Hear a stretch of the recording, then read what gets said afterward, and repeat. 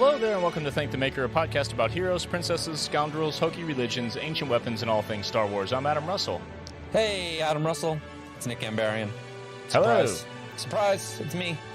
Surprise, it's bass players only. Everybody else, Yeah. hit the bricks. Does it sound real low? Sounds And so rumbly. low, yet so punchy in the right frequencies. Turn the bass all the way down.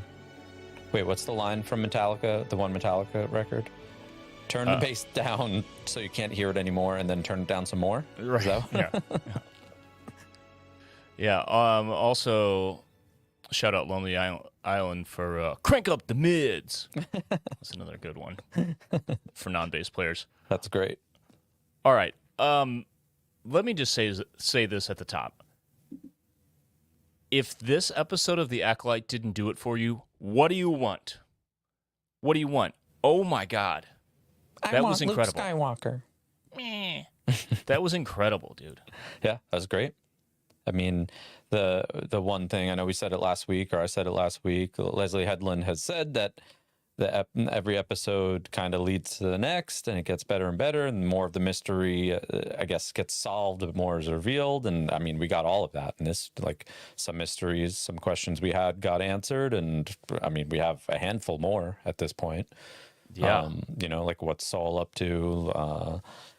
I mean, I don't really know what Qimir's deal is, because I still don't. I know we talked about someone being above him, and I kind of at this point feel like that has to be it. There has to be someone else. I also have a theory with the number 3 in this episode that we could get to a little later. Okay. Yeah. I like that. Yeah.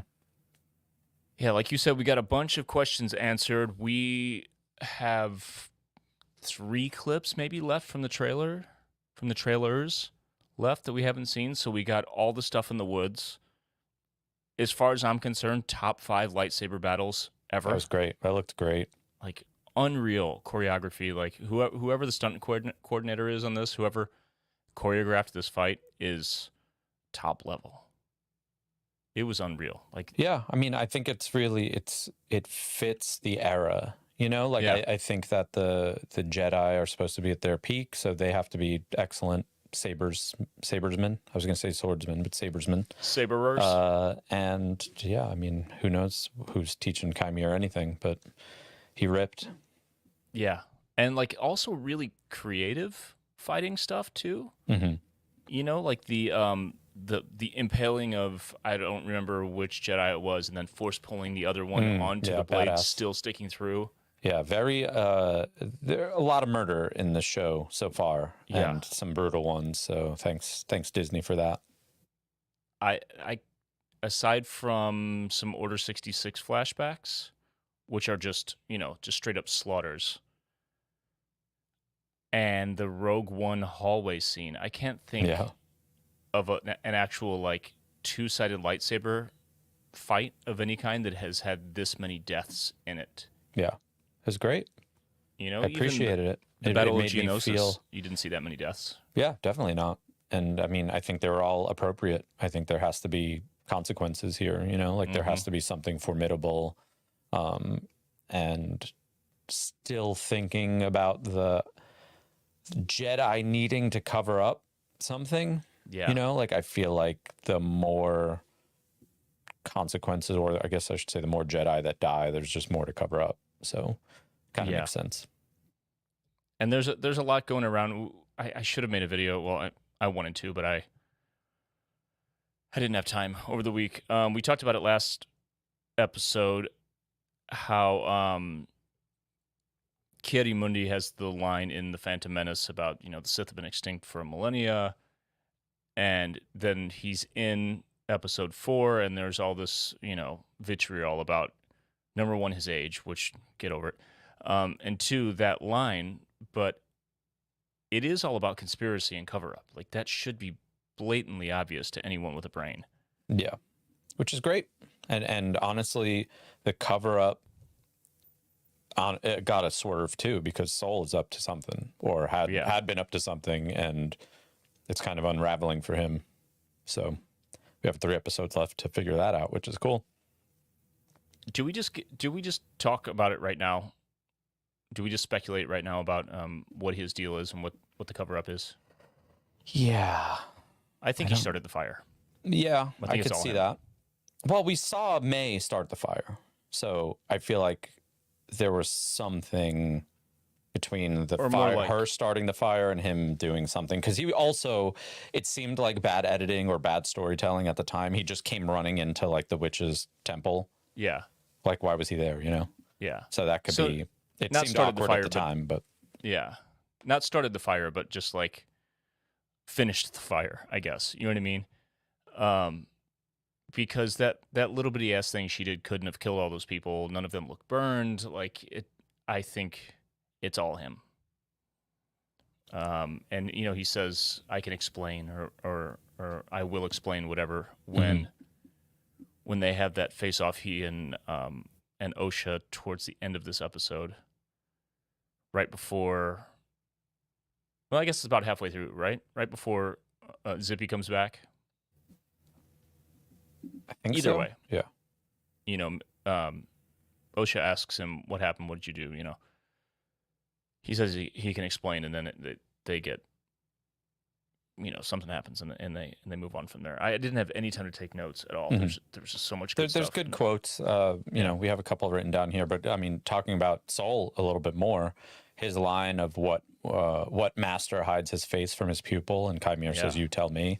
Yeah, It's like, okay, now the show is actually saying Soul is covering something up. So Yeah, what is it straight up. though?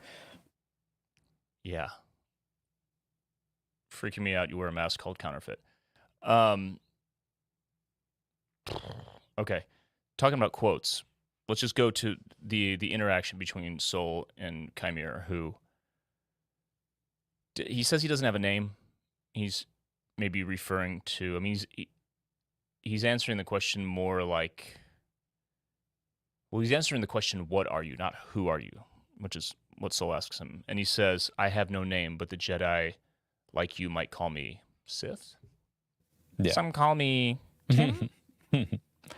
Yeah, I wasn't expecting that. No. You know, it kind of blurs the line or makes things a little bit more confusing with canon a little bit. I'm not worried that they're, you know, like all the bots and neckbeards are worried about canon being broken. I think that him saying Sith will just lead to something else. But that was a little shocking to me that he just said Sith.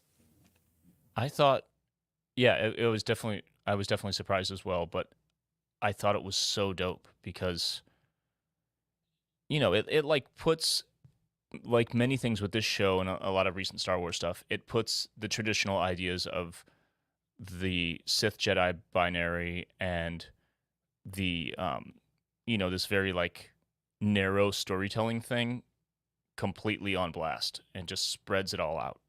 You know, totally. Yeah. we've got witches, we've got gray-ish Force users, we've got dark side users who aren't Sith, we've got all this kind of different stuff. And I love getting more nuanced and more ambiguous. Honestly, I just think it's way cooler. So Yeah, I'm absolutely. about it. I do think too with I'm losing my train of thought here. We might have to come back to this. Yeah, let's just move on. I had a thought, but I'm stupid and forgot it. And then Soul says, "What do you want?" And Qimir says, "Freedom. The freedom to wield my power the way I like without having to answer to Jedi like you. I want a pupil, an acolyte." Yeah. You notice, did you catch like when he said, "I want a pupil," was he almost like choked up? Like he had this like a desperate tone in his voice? Yeah, I didn't know if that was like acting or if it Yeah. was meaningful, like meant something. One question I have too, because I think that they again brushed over it. I want to say twice in episode 3. The tree had something to do with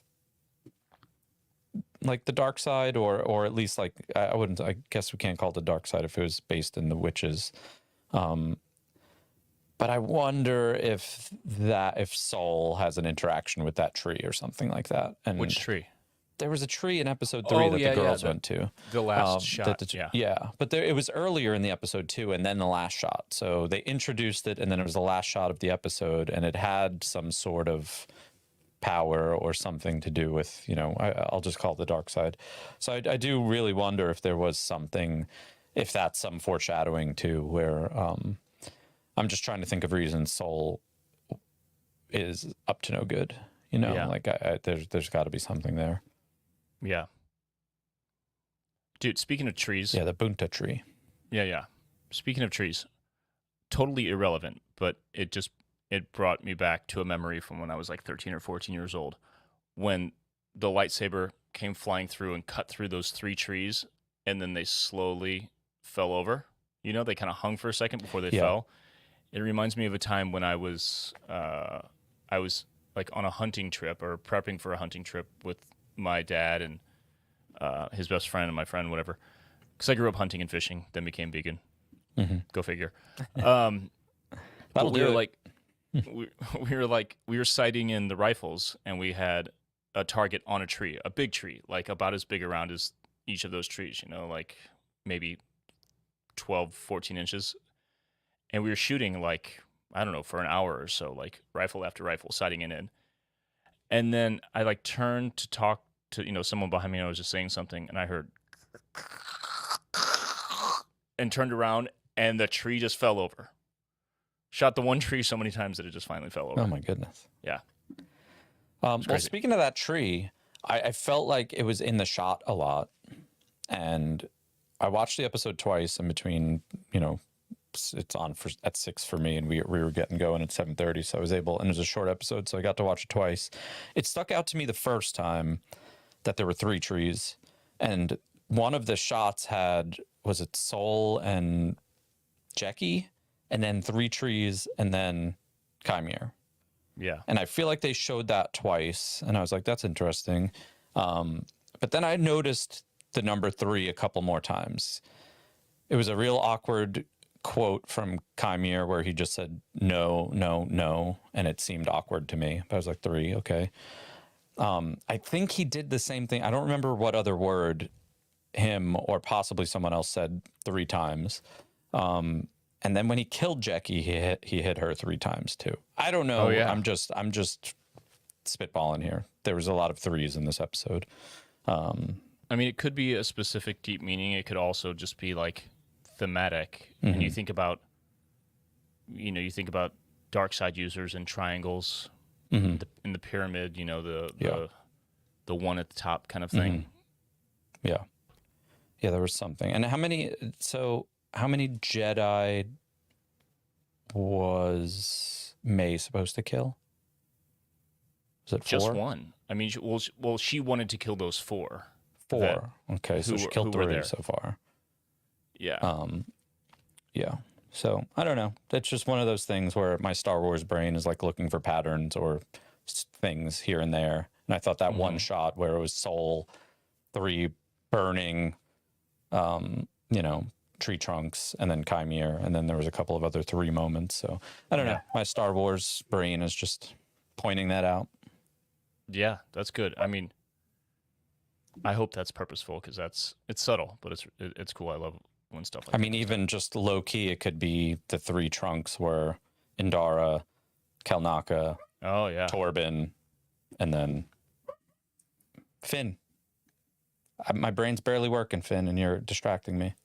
You get what I'm saying. Yeah. So Jackie's dead. Yord is dead. The other unnamed Jedi are dead. He got everybody but Soul, right? And then at the end, May switched places with Osha, which I suspected like right away with the haircut. She leans over and then she chops off her hair, and then just the subtle vibe of her lightsaber haircut. I love it. The subtle vibe of her when she meets up with Soul. I was like, oh no, that's not her. She's pulling one of those things, and then we see, finally, Chekhov's gun, the tattoo on Osha's arm, comes back to let us know that that's Osha there. And are we to believe that that Darth Zippy does not realize that is not May? Yeah, I don't know. I mean, how could it? Like, that'll be a little silly if that goes on for too long, because I feel like they're both, I don't want to say smart enough, like Qimir and Soul, to figure out the switcheroo, but they're literally Force users. They should be able to pick up on like intuitions and stuff like that. But it does seem like the tracker Basil, I feel like he knows. Oh, already. for sure, yeah. Yeah. So he was like the first one that, I guess, breaking like the fourth wall a little bit. Like, we know that he knows. Yeah. So that's cool. Yeah, and he picked up the head of the droid. Oh yeah, was it just? It wasn't the full pip. Right, I couldn't tell. Okay, just the head. Because remember, she took the head off and stuck it on Chimir's back for to signal the bugs to come, follow the light. Patreon is saying, Physics Buddy Joe and Stacy Land specifically are saying that Qimir knows that's Osha. So maybe that last quote. Did we say that last quote yet? No. I wonder if that would that. So the last line, I think, of the show is Qimir saying, "What extraordinary beings we are! Even in the revelation of our triumph, you see the depth of our despair." Could that be him? Could that be interpreted that he knows? Because I don't really get that line necessarily. So I wonder if that's him knowing that it's Osha. I mean, my first glance interpretation would be, even though they won, she's still unhappy, and she's still, she bailed. But did she bail, or is she going to get Soul?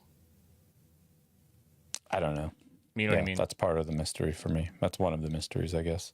Yeah. But it will be interesting to see if he looks at Osha as just like another option. Well, I mean, I do believe that Qimir no longer trusts May. Right. So maybe he's like, all right, your sister. Yeah. He says the line about Jecki. He says you could learn from her. She's a loyal student or something like that, right? Yes. Yep. Yeah, right before he kills her, I guess. Dude, the other thing that I thought was so brutal, and I don't think we've ever seen it like this in Star Wars before, and it made it feel more real and more dangerous and more suspenseful, is the way that Qimir was holding the lightsaber to her head like a gun. Yeah. Speaking of lightsabers. Yeah, that was also very well, we saw that real quick in The Last Jedi, like whoosh, with but the holding Kylo it, the threatening, but holding with it, yeah, very cool. Dude, so sick. So what do you think was up? And I think patrons were talking about this in the spoiler chat before we got on. With the lightsabers malfunctioning or shutting down, they weren't just like the tip got chopped off, Kilnaka's, right? The one that got left, that shot that's from the trailer that zooms in on it, kind of stuck in the ground, right? But the others were like kind of malfunctioning. And also when they sparked back up, it looked so awesome. Yeah, very cool. Yeah, I felt like I missed something. Also, I could have sworn, I think someone's talking about it in the Patreon chat here too. I could have sworn that, did he block a lightsaber and then that lightsaber shorted out? Like it looked like he blocked it with, that wouldn't make sense because he didn't have anything on his arms, right? Maybe I have to watch this a third time. I know he got hit with a stun bolt and turned around like, what'd you do to me? Yeah. There was one really cool, I wish we could play it on here. There was 2 shots. I took a video of it real quick where it seemed like he had Qimir with the helmet on. Mm-hmm. He was talking to, I want to say Osha, and the whole frame, basically, like 90% of the frame was his helmet, and it was like one of those shots where like the camera was fixated, but the background was moving pretty fast. Oh, like a horror movie shot. Yeah, it was. Yeah, I could text it to chase. You. Let me see. He was like, his helmet was filling up the frame, like past the frame. Yeah, and it was like, it was like he was flying almost. Yep. Yeah, it was really cool and creepy. Yeah, like feet dragging, just pushing through the woods kind of thing. Mm-hmm. Yeah, there's two quick shots. It would have been cooler to have them be a little longer. I'm texting it to you. I don't know if you could see it or even toss it up on here. I don't know if that's possible, but Peyton P in the Discord says they were being shorted out with his armor. Stacey Wayne says a bracer, helmet and bracers. He had gauntlets. I guess I was too distracted by his muscles that I didn't realize he had gauntlets. A bracer. Like a gauntlet? Is bracer another name for a gauntlet? I don't know. Oh no. Cortosis. Cortosis was a metal that could be found in the planets of Dinzo and Moki. That's too small. It was a metal that had very high energy absorption, a very high energy absorption rate, and transmission coefficients, which allowed even the click to read. This is canon. Cool. I like it. I just lost my reading place because it jumped over to Wikipedia. But yeah, a kind of metal that. Oh, Dr. Aphra using it with Vader. Oh, nice. Okay. Sick. Wait, they didn't just invent? No, they didn't just invent it out of nowhere. They invented it because they don't care about Star Wars. Remember? Yeah. Oh, dude. Okay, this is cool stuff. Yeah, this is cool stuff. Yeah, just for everyone in Patreon, I just have a video that I took because I just wanted to show that one shot to everyone. It's a pretty cool shot. I wish they weren't so quick. Yeah. Horror movie shit, dude. I love it. Mm-hmm. Let's see. What's left? We covered all the, most of the main cast is dead. Yeah. So it's going to be a lot of flashbacks. Yeah, because there's, with the main trailer, there's still, I know there's still Kelnaka.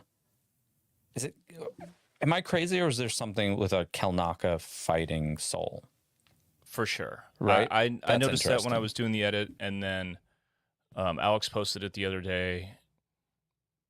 I have a feeling Kelnaka knows exactly what happened, and it's part of why he separated himself.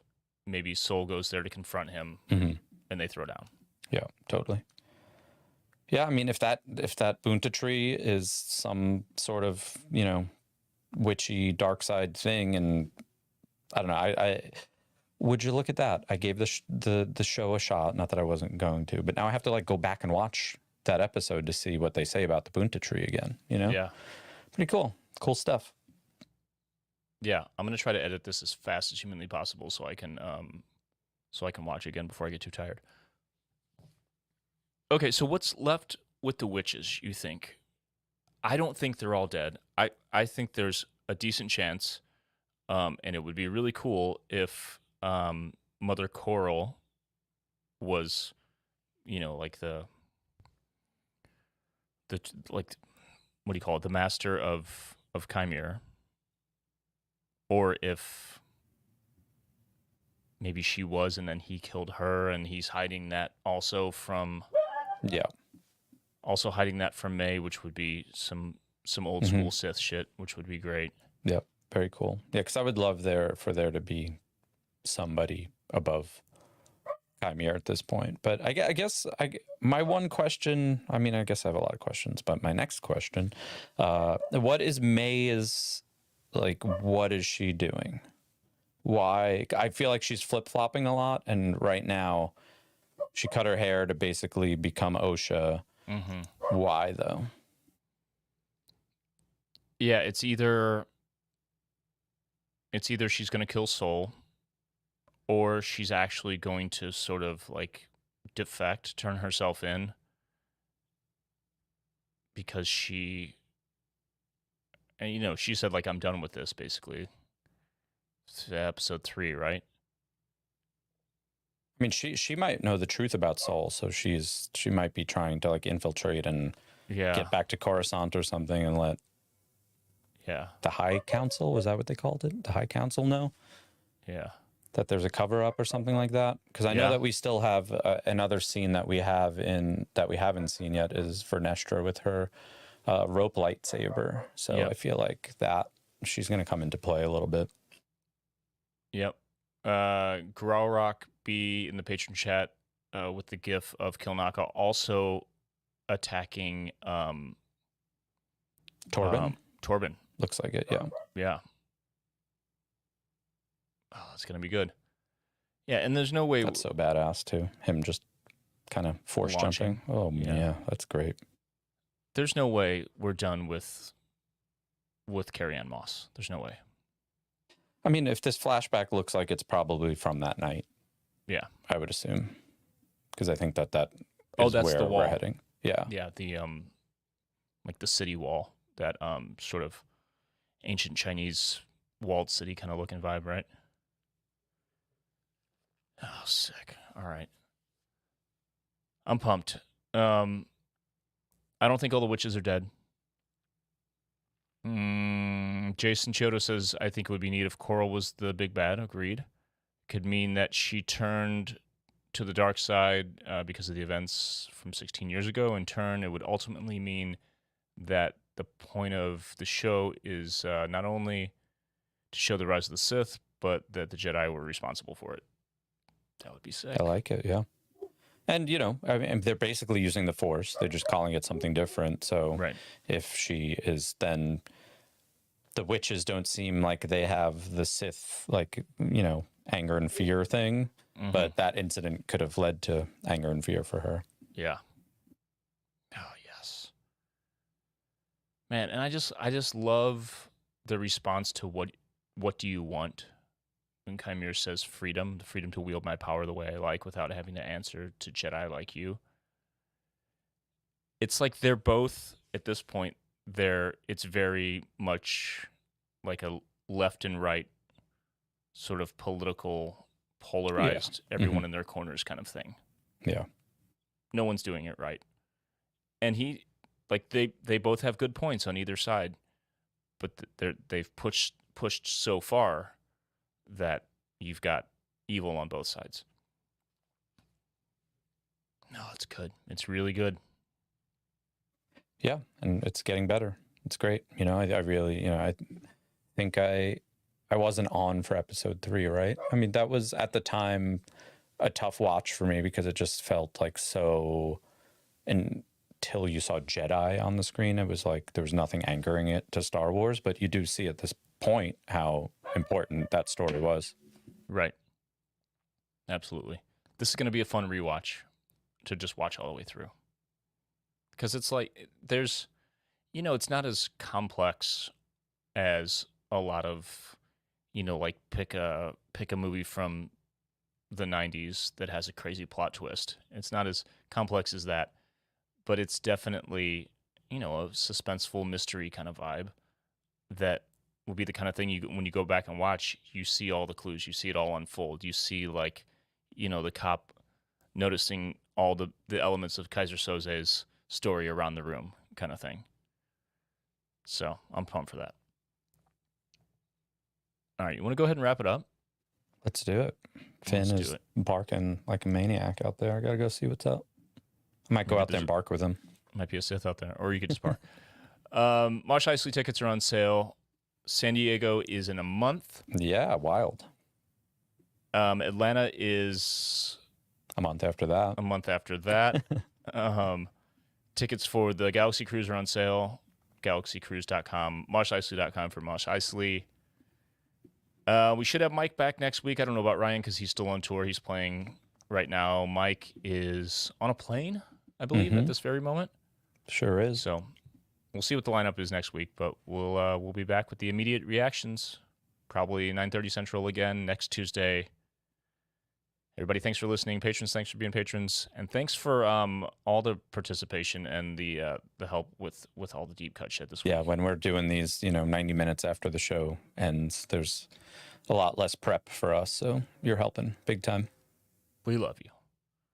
And until next week, may the Force be with you.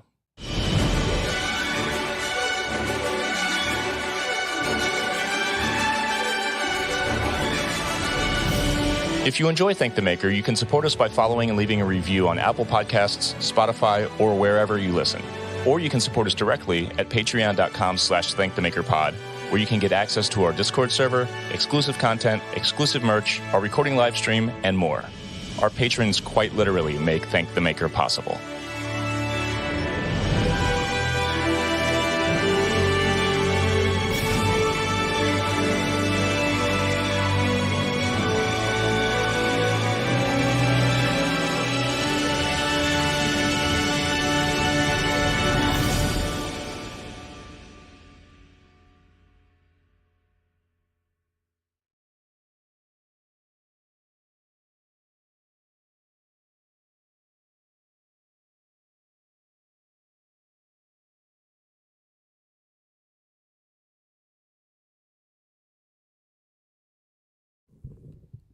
Yo.